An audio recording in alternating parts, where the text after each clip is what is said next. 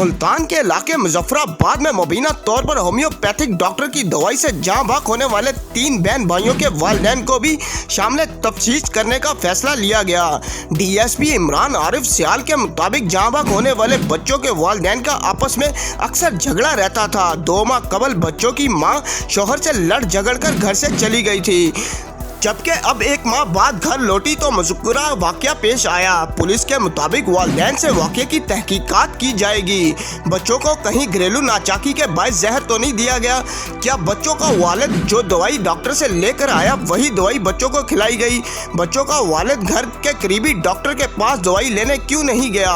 Police के मुताबिक तीनों बच्चों की नश्तर अस्पताल में पोस्टमार्टम के बाद मैदे के अज्जा पंजाब फ्रीजिंग लैब भिजवा दिए गए।